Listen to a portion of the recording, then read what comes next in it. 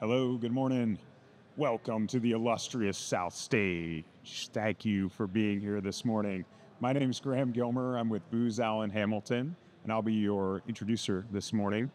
Credo's fearless CEO, Navrina Singh, is maybe running right now down the corridors of the Washington Convention Center from her panel on responsible AI, and perhaps will join us here and give us some closing remarks. But from Booz Allen, we are a partner company with Credo. We've been working together for a little over a year now and have a ton of good things to say about what the product offers, how we're using it, how we're really charting the path forward for our journey around AI governance, and really to meet the requirements that are coming from the executive order and the Office of Management and Budget and their implementation guidance to all federal agencies. There's a lot to take in, and we hope you're here to learn a little bit more about that. We're happy to discuss it afterwards if you happen to be from one of those agencies. And I think Credo's got a pretty compelling solution for how to address that and make sure agencies, their use cases, are ready for this journey ahead. Compliance, governance, risk management, all while spurring innovation for what AI might be able to deliver for these federal agencies, the U.S. government. Eric, take it away with some more background and a demo. Thanks. Great. Thank you so much, Graham. And hopefully folks can hear me. I know yesterday there's a little bit of audio delay, but yeah, thanks for that intro, Graham. One of the things that you mentioned was AI governance. And back when Credo AI was founded back in 2020, there wasn't entirely an understanding of what exactly that meant. AI governance, is that the same as data governance? Is it cybersecurity? But over the last 4 years, one of the gifts that we've gotten is actually a clearer definition of what AI governance is. And one of the ways that we're looking at that is through what are the different laws, regulations, and guidance that are coming out related to AI and how to make sure it's being used responsibly.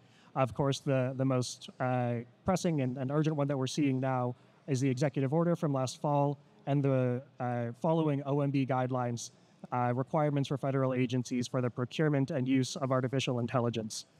And so now that we're seeing more and more compliance requirements is growing, the usage of AI systems growing, the risk surface area of these use cases growing, we want to make sure that there is a solution out there to help folks understand what exactly are the use cases that their organizations, their agencies are using, and how do we make sure they're being used in a responsible and safe way. I have here, this is the report from the GAO last December, that 20 of the 23 federal agencies are reporting using AI right now with about 1,200 use cases. We only anticipate this number expanding as AI becomes more and more important and innovative for actually helping these agencies achieve their missions. So of those things that I had on the screen, so the OMB guidelines, the EO, the executive order, also NIST AI risk management framework. This is another set of guidelines that were introduced to help organizations understand how to govern AI. There are a number of commonalities and requirements that we're starting to see. The first is having an inventory of your AI use cases. How do you actually know what AI is being used within your organization? Second, specific requirements for those use cases based on things like whether or not they're generative AI, whether they might impact rights or safety, how large the models are, these sorts of things. And so all of these requirements are things to be keeping track of. And as these requirements adapt, making sure that you're up to date with what's most relevant. And then finally, how do we actually manage all of these use cases at scale? As you saw, there are about 1,200 use cases now. We anticipate this growing. We can see agencies managing as many as hundreds of different use cases. How do we ensure that each of those use cases are managed appropriately over time? So I want to go ahead and demo our platform, how we're actually building tools to help with the solution, identifying those particular requirements that I just showed. Great. So what you're seeing here is the Credo AI governance platform. And the first thing I want to show off is our use case registry.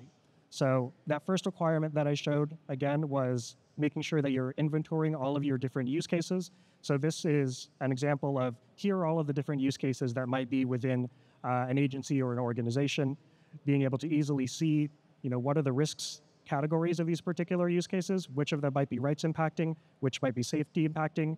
And then also if you have any specific risk categories that you want to make sure are captured, you can customize those as well. One thing I do want to call out is the importance of identifying this as an AI use case, which is different from a model. Currently, in many frameworks like model risk management, governance is done at the model level. You're able to actually register models on our platform, things like GPT-4 or maybe models that you're building yourself.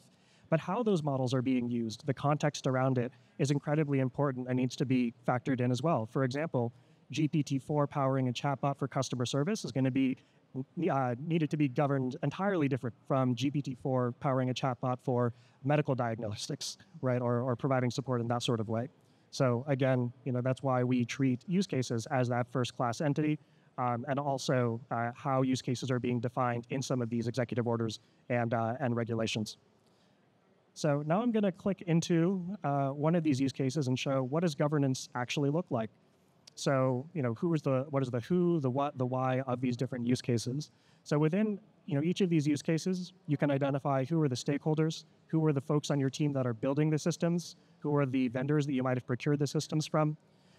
Additionally, what is the information about the system?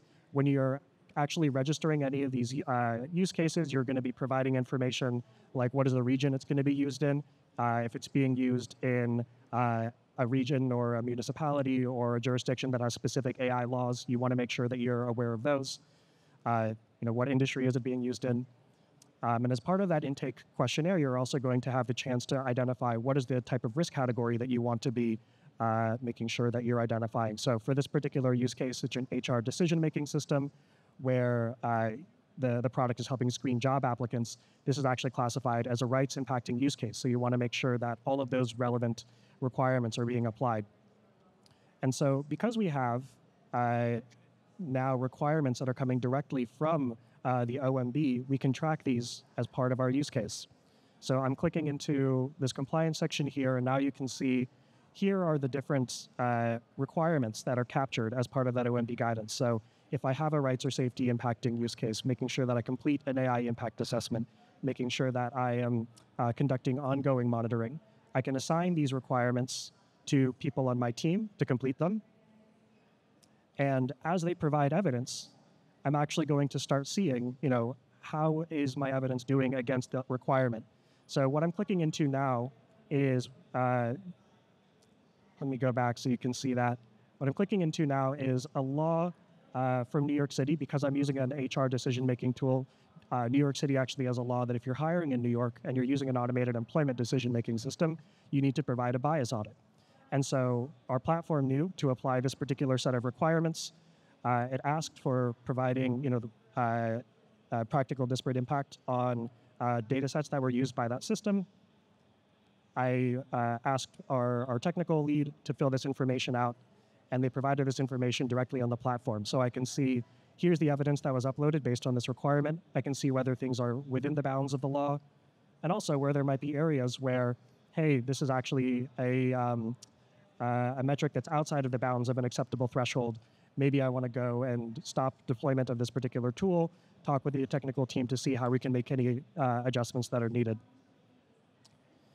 And so, as you mentioned, one of the things that we really want to focus on are keeping track of these requirements. You can see here that as new versions of these requirements are passed, whether it's an update to a draft regulation or a new law that's passed, the platform is always keeping track of these as part of our policy library. And right now we have the largest library of different AI-specific laws, policies, regulations, as well as controls and risk scenarios that might be relevant to your use case. So the last thing I want to show is just, if you are an agency that is managing, dozens or even hundreds of use cases, you want to see what is your risk profile or what is the compliance across your entire organization. And so we have enterprise-level dashboards that allow you to see this. So here in this dashboard, I, as a governance admin, can see, how many of my use cases are actually rights impacting or safety impacting, or what are the types of risks that are showing up on our platform. So you can see here security, privacy, performance, and robustness. And based off these risks, I can actually allocate what resources do I need to address them and make decisions about the management and operationalizing my AI program within my agency. And then finally, being able to see how actually is this governance process going? How many use cases are actually going through intake and being deployed? How long is it taking to get a system into production, so we can actually see, how long does it take to actually start seeing value from these systems and ensure that we can actually carry out our missions?